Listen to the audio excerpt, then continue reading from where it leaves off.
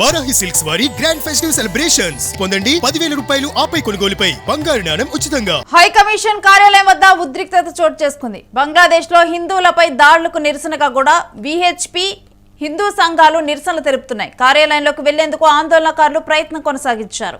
ఆందోళనకారులను పోలీసులు అడ్డుకున్నారు. ఇరు వర్గాల మధ్య వాగ్వాదం తోపులాట జరిగింది. బారిగేట్లను తోసేశారు ఆందోళనకారులు. ఆందోళనకారులపై పోలీసులు లాఠీచార్జికి దిగారు. ఢిల్లీలోని బంగ్లాదేశ్ రాయబార కార్యాలయం వద్ద ఉద్రిక్త వాతావరణం నెలకొని ఉంది. బంగ్లాదేశ్ హై కమిషన్ కార్యాలయం వద్దకు విశ్వ హిందూ పరిషత్, బజరంగ్ దళ్ కార్యకర్తలు భారీగా చేరుకున్నారు. బంగ్లాదేశ్లో హిందువులపై దాడులకు వ్యతిరేకంగా కూడా నిరసన చేపట్టారు. ప్లకార్డులు, బ్యానర్లు ప్రదర్శిస్తూ పెద్ద ఎత్తున నినాదాలు చేశారు. బ్యారిగేట్లు తోసుకుని లోపలికి వెళ్లేందుకు ప్రయత్నించారు. ఇక అదే సమయంలో అప్రమత్తమైనటువంటి పోలీసులు బలగాలు విహెచ్పి కార్యకర్తలను అడ్డుకునేందుకు ప్రయత్నించారు. ఈ నిరసనతో ఆ ప్రాంతంలో పోలీసులు, పారామిలిటరీ బలగాలు మోహరించారు. ఇటీవల బంగ్లాదేశ్లో నెలకొన్నటువంటి ఆందోళనకర పరిస్థితుల నేపథ్యంలో కూడా ఇస్లాం మతానికి వ్యతిరేకంగా వ్యాఖ్యలు చేశాడన్న ఆరోపణలతో 25 ఏళ్ల దీపు చంద్రదాస్ అనే హిందూ యువకుడిని ఆందోళనకారులు తీవ్రంగా కొట్టి చంపారు. ఈ హత్యపై పెద్ద ఎత్తున కూడా విమర్శలు వ్యక్తమయ్యాయి. ఇంకా ఆ తర్వాత కూడా హిందువుల పరిస్థితి బంగ్లాదేశ్లో రోజు రోజుకు కూడా దిగజారిపోతుందంటూ కూడా మనం కూడా సోషల్ మీడియాలో కూడా చూస్తూనే ఉన్నాము దీనికి సంబంధించిన ప్రచారాన్ని. ఇక హిందువుల మీద బంగ్లాదేశ్లో దాడులు పెరిగిపోతున్నాయంటూ కూడా మనకి తెలుస్తూనే ఉంది. అయితే ఈ క్రమంలోనే ఈ రకమైన నిరసన తెలిపినప్పుడు ఉద్రిక్త పరిస్థితులు తలెత్తాయి.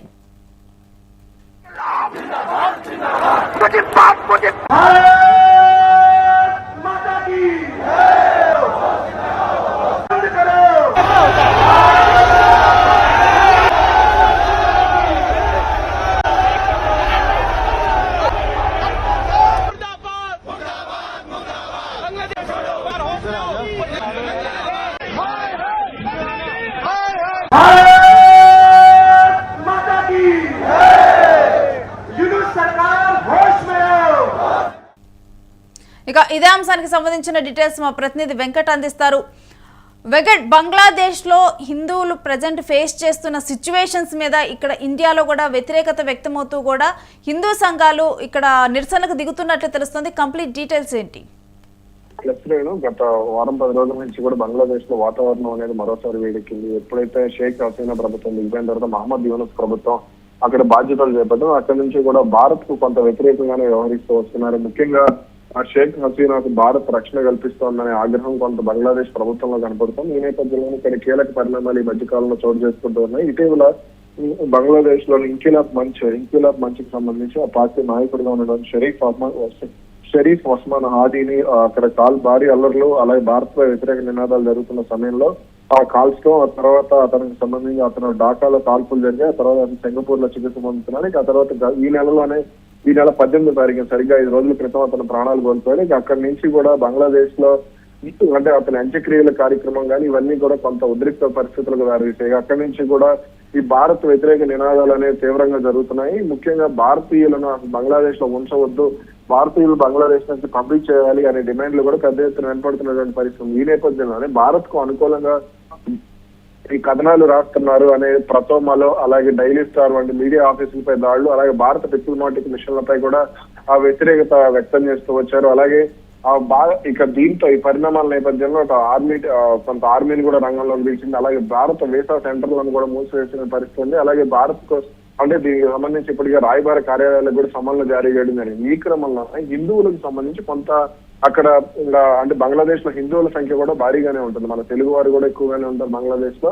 అలా అయితే ఈ నేపథ్యంలోనే అక్కడికి వలస వెళ్ళినటువంటి హిందువులకు సంబంధించి లేదా అక్కడ పుట్టి పెరిగినటువంటి హిందువులకు సంబంధించి కొంత ఉద్రిక్త పరిస్థితి అయితే అది నెలకొందనే చెప్పాలి. అంటే ఇటీవల దీప్ దాస్ అనే ఒక యువకుడిని అక్కడ చెట్లు కట్టేసి తీవ్రంగా కొట్టి చంపటం, దీనికి సంబంధించి భారత వ్యతిరేక నినాదాలు ఇవన్నీ కూడా చేయటం, ఇవన్నీ కూడా మనం చూసాం. ఇక అప్పటి నుంచి కూడా కొంత భారత్ లోని హిందూ సంఘాలు కూడా తీవ్ర స్థాయిలో ఆగ్రహం వ్యక్తం చేస్తున్నటువంటి పరిస్థితి కూడా ఉంది. అంటే ఒకవైపున బంగ్లాదేశీయులతో స్నేహం కోసం భారత్ ప్రయత్నం చేస్తుంది, అన్ని రకాలకు కూడా వాళ్ళకి సహకారం అందించే ప్రయత్నం చేస్తుంది. గతంలో బంగ్లాదేశ్ ఏర్పాటుకు కూడా భారత ప్రభుత్వం పూర్తి స్థాయి ఇందిరాగాంధీ సమయంలో కూడా పూర్తి స్థాయి సహాయ సహకారాలు అందించినటువంటి పరిస్థితి ఉంది. తూర్పు పాకిస్తాన్ ఉన్నటువంటి బంగ్లాదేశ్ స్వతంత్ర దేశంగా ఏర్పడటంలో 1970ల ప్రాంతంలో భారత్ సహకారం అందించినప్పటికీ కూడా భారత్ కు సంబంధించి ఎందుకంత కక్షపూరితంగా వ్యవహరిస్తున్నారంటే కూడా విశ్వ హిందూ పరిషత్ నేడు దేశవ్యాప్తంగా కూడా నిరసన కార్యక్రమాలకు పిలుపునివ్వడం జరిగింది. ఈ నిరసన కార్యక్రమాల్లో భాగంగానే తాజాగా ఢిల్లీలోని బంగ్లాదేశ్ రాయబార కార్యాలయం వద్ద నిరసన కార్యక్రమం తెలిపారు. దీంతో అక్కడకు బజరంగ్ దళ్ కార్యకర్తలు కానీ విశ్వ హిందూ పరిషత్ కార్యకర్తలు కానీ పెద్ద ఎత్తున వెళ్లడం బంగ్లాదేశ్ కు వ్యతిరేకంగా అంటే హిందువులపై జరుగుతున్నటువంటి దాడులకు వ్యతిరేకంగా నిరసన జరపడం ఇవన్నీ కూడా జరిగాయి. ఇక మనం చూస్తూ ఉన్నాము, హై కమిషన్ కార్యాలయం వద్ద ఉద్రిక్తత చోటు చేసుకుంది. బంగ్లాదేశ్ లో హిందువుల మీద దాడులు అయితే పెరిగిపోతూ ఉన్నాయి. ఒకవైపు అక్కడ ఉన్నటువంటి యువకులు కూడా భారతీయులు ఇక్కడ ఉండవద్దంటూ కూడా వాళ్ళు కూడా నిరసనలు చేస్తూ ఉన్నారు. అక్కడ హిందువుల మీద జరుగుతున్నటువంటి దాడులకు వ్యతిరేకంగా కూడా అక్కడ ఉన్నటువంటి హిందువులకు మద్దతుగా కూడా ఇక్కడ ఉన్నటువంటి హిందూ సంఘాలు కూడా ఢిల్లీ కార్యాలయం వద్దకు వెళ్ళైతే ఆందోళన తెలుపుతూ ఉన్నారు. ఈ పరిస్థితుల్లోనే ఉద్రిక్త వాతావరణం చోటు చేసుకుంది. మరొక వైపు మనం రీసెంట్గా కనుక చూస్తే బంగ్లాదేశ్ భారత్ బంధాలు బలహీన పడుతున్నాయి అంటాను కూడా అర్థం పడుతూ ఉంది. బంగ్లాదేశ్లో ఎప్పుడైతే షేక్ హసీనా ప్రభుత్వం దిగిపోయిందో, షేక్ హసీనా మీద దాడి జరిగిందో ఆ సమయంలో కూడా రీసెంట్గానే షేక్ హసీనా కూడా మాట్లాడటం జరిగింది. తాను తెలిపిన వివరాల ప్రకారం ఆ సమయంలో తాను దేశాన్ని విడిచి రావడానికి కారణం అక్కడ ఉన్నటువంటి పరిస్థితులు సద్దుమణుగుతాయని, అంతేగాని పారిపోయి రాలేదు అంటూ కూడా షేక్ హసీనా స్పందించారు. ఆ తర్వాత భారత్ షేక్ హసీనాకి ఇక్కడ మనం తనకి ప్రొటెక్షన్ ఇవ్వటం జరిగింది. ఆ తర్వాత అక్కడ ఉన్నటువంటి వారు బంగ్లాదేశ్లో ఉన్నటువంటి అధికారులు కూడా షేక్ హసీనాను తమకు అప్పచెప్పాలి అని అక్కడ ఉన్నటువంటి వారు కోరటం, ఆ సమయంలో కూడా భారత్ షేక్ హసీనాకు కూడా అండగా నిలిచింది. అంతకుముందల దౌత్యపరంగా చూసుకున్నా కానీ భారత్ బంగ్లాదేశ్ మధ్య దౌత్య సంబంధాలు అనేవి చాలా బాగుండేవి. అక్కడున్న బంగ్లాదేశ్లో ఎక్కువగా కూడా బట్టలు మ్యానుఫ్యాక్చరింగ్, ఇప్పుడు మనం ఇండియాలో చూసినా కానీ చాలా కంట్రీస్లో కూడా బంగ్లాదేశ్లో మ్యానుఫ్యాక్చర్ అయిన పెద్ద పెద్ద బ్రాండ్స్ కూడా బంగ్లాదేశ్లోనే మ్యానుఫ్యాక్చర్ చేయించుకుంటాయి క్లోత్స్. అలాంటిది దానికి పత్తి సప్లై చేయటం కానీ ఇవన్నీ కూడా మన భారతదేశం నుంచే వెళ్ళేవి. కానీ ఇప్పుడు ఈ ఒప్పందాన్ని కూడా క్యాన్సిల్ చేసుకొని కూడా వేరే దేశంతో కూడా ఒప్పందం చేసుకోవటం అయితే జరిగింది బంగ్లాదేశ్. సో ఈ అన్ని ఘటనలు కనుక మనం చూస్తుంటే ఇంకా అక్కడ ఉన్నటువంటి హిందువుల మీద దాడి అంటే భారతదేశానికి బంగ్లాదేశ్కి మధ్య కూడా మొత్తం కూడా సన్నిహిత సంబంధాలు సన్నగిల్లిపోతున్నాయని అనిపిస్తూ ఉంది. ఒకవైపు భారత ప్రభుత్వం కృషి చేస్తూ ఉంది. ఎటువంటి అంటే షేక్ హసీనాకి భద్రత కల్పించినప్పటికీ కూడా మనమే బంగ్లాదేశ్కి కానీ ఇంకే దేశానికి కూడా అగైనెస్ట్ కాదు. ఎవరైనా మన స్నేహం కోరి వచ్చినప్పుడు అందులో న్యాయం ఉందన్నప్పుడు కూడా మన స్నేహహస్తం చేస్తాము. కానీ అది ఇప్పుడు మొత్తం కూడా అక్కడ ఉన్నటువంటి హిందువుల మీద దాడికి, భారతీయుల మీద ఉన్నటువంటి దాడికి కారణమవుతుంది. అక్కడ ఉన్నటువంటి ఇస్లాం మతస్థులు కూడా వాళ్ళందరూ కూడా ఇప్పుడు అక్కడ ఉన్నటువంటి వారు హిందువుల మీద దాడి చేయటం, వారికి వ్యతిరేకంగా కూడా హిందువులకు వ్యతిరేకంగా కూడా మాట్లాడటం జరుగుతూ ఉంది. ఇక ఇటువంటి ఉద్రిక్త పరిస్థితి బంగ్లాదేశ్లో తలెత్తాయి.